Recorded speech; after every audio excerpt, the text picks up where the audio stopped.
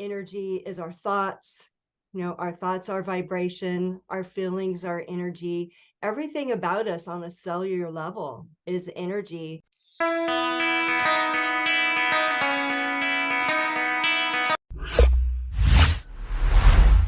We are energy. Everything we do is energy. And in this episode, we get to go into the power of healing energy and what that looks like with our amazing guest, Beth McGill. And her book is Allow Life to Happen. And then there you go. So, Beth, welcome to the show. Let's get into this. Let's get into energy. How does that show up in our life? Oh my goodness. It's really the understanding that energy is everything, right? And when I say energy is everything, energy is our thoughts. Our thoughts are vibration, our feelings are energy. Everything about us on a cellular level is energy.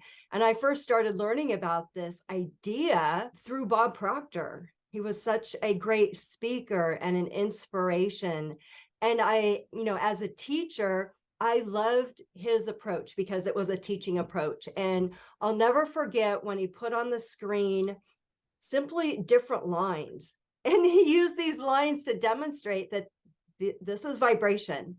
And this is how you can increase your vibration. And it was just a beautiful visualization. And I thought, oh, okay, if I can increase my vibration, wow, that means I'm pretty powerful if I can do that.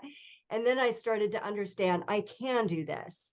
And I know I can do this. And this is how you can manifest what you want in life. And I love that word manifest. So when we're talking about energy, when we're talking about tapping into our energy, can we go into a little bit about frequencies, emotions, and how they relate together? Sure. So it can be very simple, right? We know that if we have a positive thought, we're going to have a positive emotion. I mean, it can be as simple as that. If I choose to think, oh, this is going to be a great day, then the feeling that I get is more positive. I have a positive expectation. But, if someone wakes up and they're like, oh, I have to do this and this, it's going to be a horrible day. They're going to feel really lousy about themselves. And they're going to feel lousy about everything around them. So it really does show that we can have a positive influence. We can have a negative influence. And it all starts with ourselves. I love what Louise Hay says. She says, no one is in your head thinking for you. Oh, I love that. I love that. Like, oh, I get to choose. I love that. That's again, it's the answers. I find the answers to life are right in front of us, and they're simple. We make things hard and complicated. Yes, absolutely. So it is very simple. So now again, even with the title to the book, Allow Life to Happen. When you were stepping to us a little bit about the book and why the title, and what was your intention behind it? Okay, well, the title is wonderful. I found out abruptly that I'm clairaudient on October 27th, 2020. I was sound asleep and I heard the words loud, allow life to happen. And it literally woke me up. And then I went into my meditation as I do in the morning. And I asked, what was that all about? Like, what's allow life to happen? I mean, it makes sense. It sounds wonderful. And the message that I received was that it is going to be a book that I write. Now, I was in the middle of producing an online course. I had no intention of writing a book. Writing is not necessarily my forte. It's not something that I love to do. It's not like it's on my bucket list to write a book or anything, although I love to create. And I wrote it in my journal. That's why I know the day. And I thought, well, that's interesting. And then I didn't think anything more about it. So then I was creating courses, having fun, doing what I love, teaching about the law of attraction and abundance. And then on January 15th of last year, 2022, I had another message, and that was drop everything that you're doing and write the book. I'm like, oh, write that book? That one that I have the title for? You Yeah. mean now? Yeah, Oh, all do it right. now. Start today. Don't do anything else. And the conversation went something like this to God, Spirit, Universe. I don't want to write a book. But I was being instructed to write a book. And I said, well, how's it going to work? Like, I don't even know where to start, literally. And it was like, it's okay. You know, you just get that feeling. It's okay. We've got your back. We're going to guide you, follow your intuition. And so that was the approach that I took. And the message also was, you've already done and created so much. Use what you already have and blend it together. So I took the 2 courses that I had created and blended those together and wove in some of my personal stories. So what you're saying is that the universe told you you have everything you need. Yep. Okay. Absolutely. Okay. You said a word there that I actually do not know the meaning of. So when, Clairaudience. yes, repeat that and let's go into that because you actually, I'm like, love words. And I didn't know what it was either. I heard this message. It was loud and clear, and it happened a couple of other times. So I looked it up. I'm like, what does it mean when you can hear voices and hear words and get downloads? And it's clairaudient. It means that you can hear messages. And since then, I've met other people that can. So it simply means that you can hear. Sometimes I'll feel a message when I'm doing energy work. I feel the energy in my body, like a tingly sensation. But this is very specific where you hear the message. Okay. So again, the allow life to happen because you're the vessel and the vessel is coming through you, right? Yes. That what was the intention behind the book and where has that led you? And let's get into that relating to tell us a little bit about your background, where the energy work lies and what you do in bringing forward. Yeah, absolutely. So I'm a teacher, and I'm a teacher at heart. I taught 3rd grade for over 20 years. I was a single mom, and I was first an entrepreneur, but then went back to college and said, I know that, you know, my children are my priority and I'm going to raise them. And being a teacher was something that I was gifted at being able to do. And it gave me time off with my kids. It was perfect. And during that time, I became a financial advisor as well, because I found that I didn't have any financial knowledge about what to do with money, and I wanted to understand. So I did both full time for 5 years. I left teaching in 2015. I developed my business. You know, it was successful at that point when I left teaching. And I loved being an entrepreneur again, working from home. I live at the beach, like life's great, but something after a couple of years, something was missing because it was a successful business. I had everything I wanted, but I felt a need for more. I felt like there was more joy to be had. I felt like there was more to life, and I really wanted to tap into that, but I had no idea what that meant for me. But a seed had been planted actually at a business networking event that you can be quiet and that you can meditate. And it was something that I had never tried before. And honestly, at the time, I thought meditation was for weirdos, but I paid attention to it. And when I was, after a couple of years in the business, I said, I'm going to do something that none of my mentors have told me to do. I'm going to do something for me. I don't know what to expect, but I set my timer for 5 minutes and I got quiet. And I called it my silent practice because I didn't want to call it meditation. And I sat there for 5 minutes and I said, God, who am I?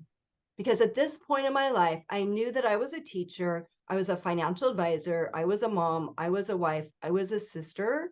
but I came to acknowledge that those were labels and that was not who I was. And I wanted to find out who that was, who I was on the inside. And again, I didn't know what I was doing. I didn't know I was starting on a spiritual journey, but I asked a question, and within that 5 minutes, I heard a word. And I thought, ooh, that was fun. I'm not only asking a question, I'm getting an answer. And so I did it the next day. And Well, then now, wait a sec. You can't go on. What was the word? oh, well, I did it for 90 days. I have them all listed if you would like I to want see the them. first word. Do you remember?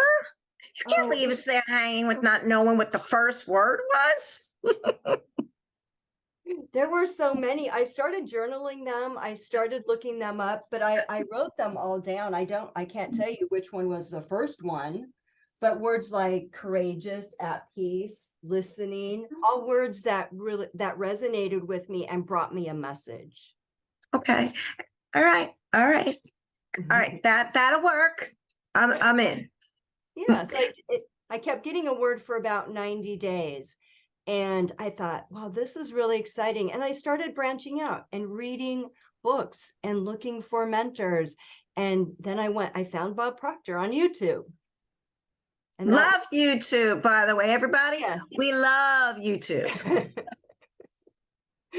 And then that January, I went to a Bob Proctor live event in Los Angeles.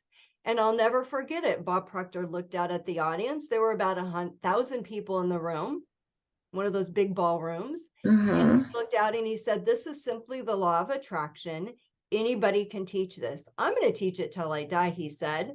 And I thought, I think he's looking right at me. And I was sitting in the back of the ballroom, but I felt something stir within me that said, this is it. This is what you are called to do. This is what you are to be teaching. And so I thought, oh, I can do that. I'm a teacher. I know how to put material together. So let's back. Law of attraction. Explain it. Law of attraction, you get what you think about, right? That's the simple. And it's not what necessarily the words that you say, right? That's where we go back to energy. You can say something, but it's what is the vibration that you're putting out behind it. So it's really what you're putting out into the world vibration wise is what the law of attraction will respond to and give you in kind. Okay, so hold on, let's break this down a little bit. So some people call it sourcing. So basically that you're putting your intention out into the universe and the universe is responding. Yes. Okay.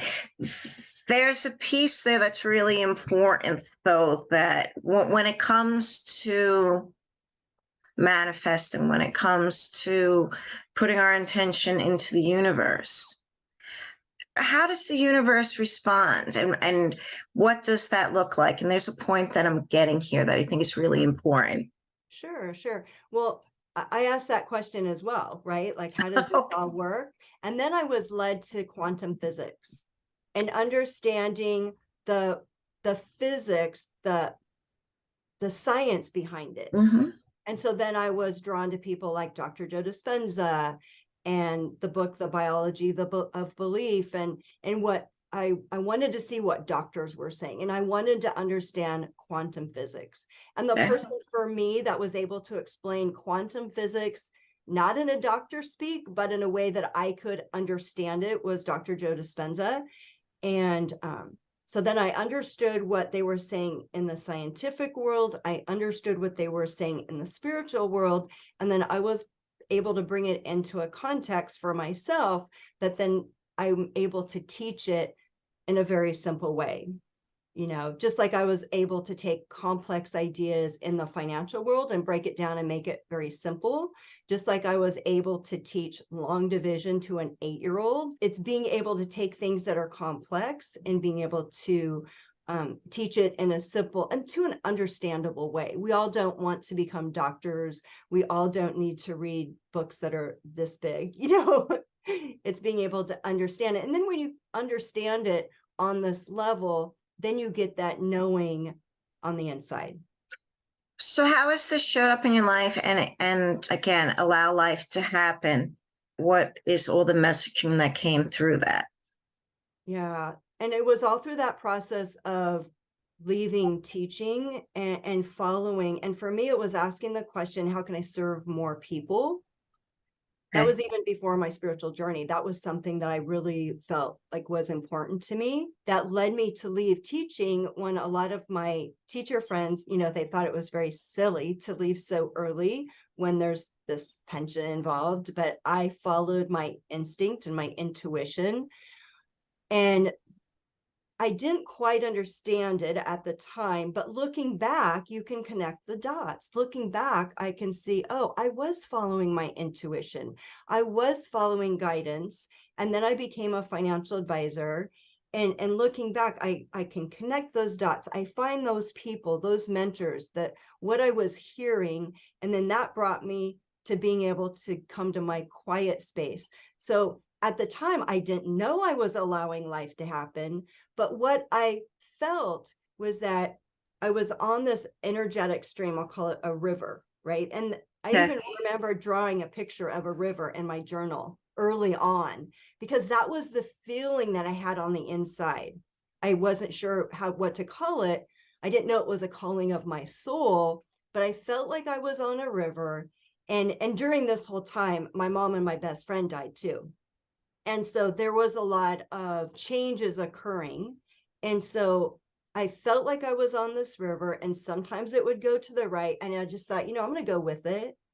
And then sometimes it would go to the left. And I thought, I'm going to go with it because something really good is happening here. And I kept going with the flow. And so then when those words came to me, allow life to happen, I thought, oh, I see where it's all coming together now. And when you allow life to happen, you get out of your own way. And honestly, when I first got into the financial services business, I knew I was in my own way, but I didn't know how to get out of my own way. And people say that all the time, get out of your own way, just get out of your own way. But no one tells you how. Okay. I like to use the term surrender too, and trust the process, right? These are all terms. Okay. So now that's what allow life to happen means. That was the intention behind it. Get out of your own way. You also discussed outward focus, and the rest will come when you trust. And not just trust, but letting go of having to be in control, right? How Yeah. many of us are perfectionists and feel like we have to control everything, and we have to know the next step, and we have to know how it's going to work. But when you release or you surrender and you let go of the how, I find that to be very magical, because then you're truly trusting. And the piece that I was saying is that what comes back is not necessarily the way that you expected it to look, but you will get a response. That's important too. Sure. And that's why it's magical. So how is this? Let's jump forward now to how is this showing up? How are you changing people's lives? And what does that look like now with the work that you do? Sure. So the year before I wrote the book, I met this wonderful woman from France. Again, networking. You can't plan these things out. Connecting. Yeah. So I was connecting. I met this woman. She was lovely. I said, sure, I'll have a call with you.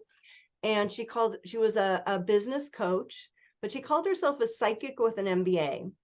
And I had a one-on-one call with her. And I said, you know what? I don't want to hire you as a business coach, but this stuff that you're doing over here, because I felt it, I go, I need to know how to do that. I want you to teach me. I wasn't even really aware of what the energy work that she was doing, but I just blurted out the words, you need to teach me. And she did. Not something that she normally did, but she taught me how to do this energy work that she had developed over a couple of decades. And so that's where the energy work came in. Again, I'm a full-time financial advisor. All right. Hold on a second. We're missing the really important piece. What is energy work? What is it that you do? So the energy work is I tap into, first of all, the connection to God's spirit universe. Some people call it their higher self, their soul. I'm able to tap in and communicate. Again, that comes from a lot of meditation, being able to do that. And then for the energy work, I'm also able, with permission, to tap into the other person's higher self or soul. So it's really like having a conversation with their soul. And we release negative energy. So if someone is exhibiting a physical ailment or dis-ease, we know that that physical dis-ease comes from an emotional component. And so I research where that's coming from, and then we release those negative or those discordant energies, and we're activating positive energies to replace them. And I also release relationships. So it's very beautiful work, and every time it's different. I'm guided as to what it is, the work I'm supposed to do. And now, of course, I'm adding the hypnosis with it. So now it's not only a conversation with the soul, it's also speaking directly to the subconscious. And so it's twice as powerful. Okay, so question is, what would someone come to you?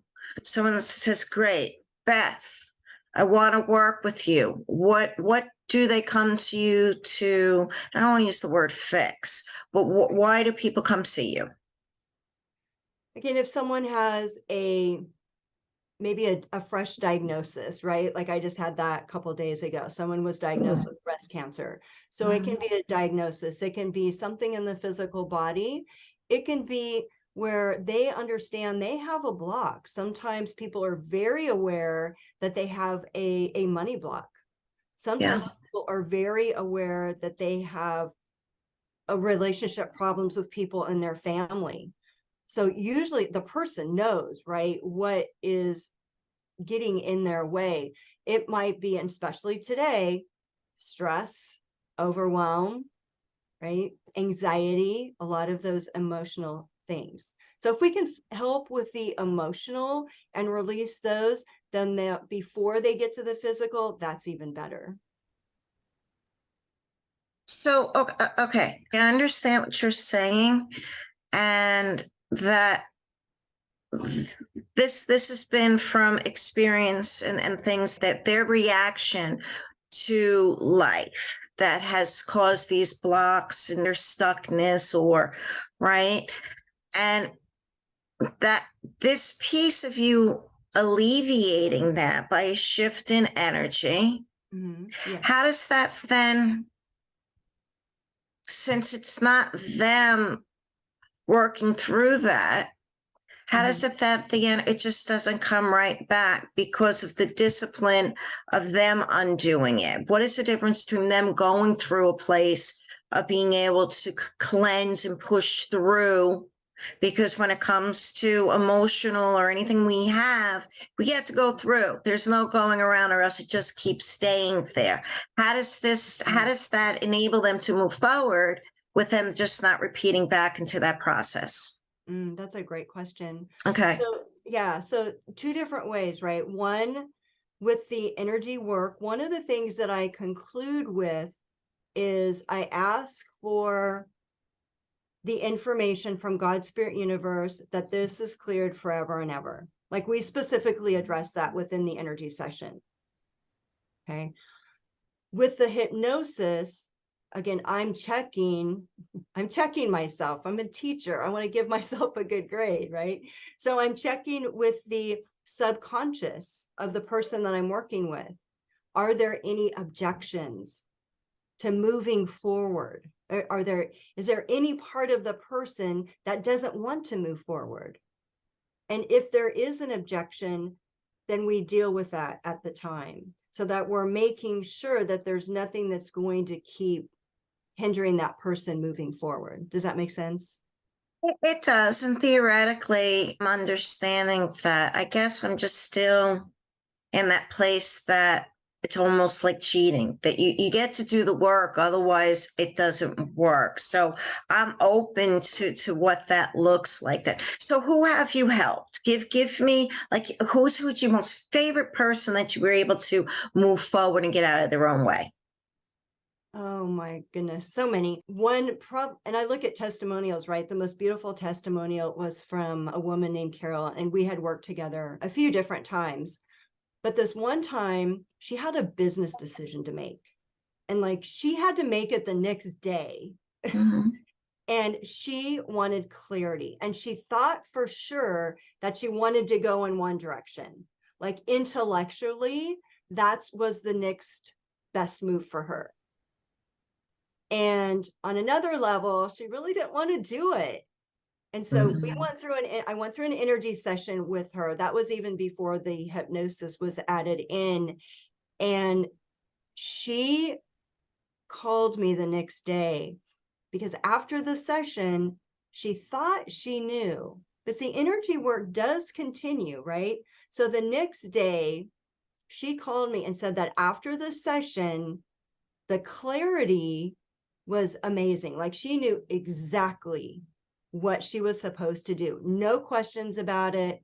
She ended up not making the business decision that was intellectually like what she thought she should do. And she stayed with her gut and she didn't make this business move. So it was, I think, finding clarity around anything is so exciting because when we have that clearness of our mind, it's freedom. It's freedom. So that's one that comes to mind. Another one was she was a dear friend, and she had been through a traumatic experience with a spouse.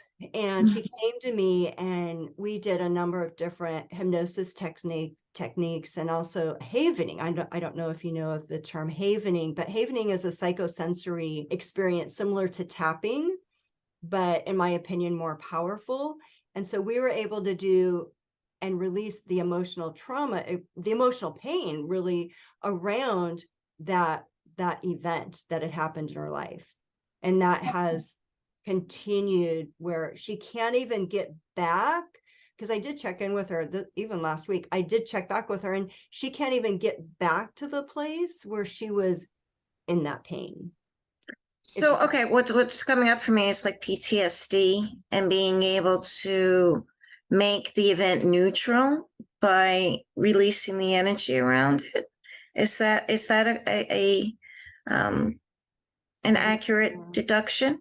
Right, because you're not eliminating the event. You're not trying to erase the memory of it, but you are neutralizing the pain that went with it. And there are famous hypnotists that are working with PTSD and working with that. And the research is amazing if you look at it. And it's just like with people with phobias, right? People get cured of a phobia of spiders or snakes, and it happens instantaneously and they don't go back. And again, there's tons of research to show that. So great. Beth, how can people get in touch with you? And do you have a free gift for us? Oh, that's great. Yes, I do. So my website is thriveflourishgrow.com. And the free gift is, I call it Journal Your Way to a Better Day. It's 100 inspirational writing prompts to promote new ideas and a new way of looking at the day. So they're very inspirational to have you expect great things to happen. All right, great. So that'll be down there as well. Oh, I love it. Journaling prompts. How fabulous is that as we stand in expanding our minds? All right, everybody. Beth McGill, super fabulous having you on today. Thank you so much.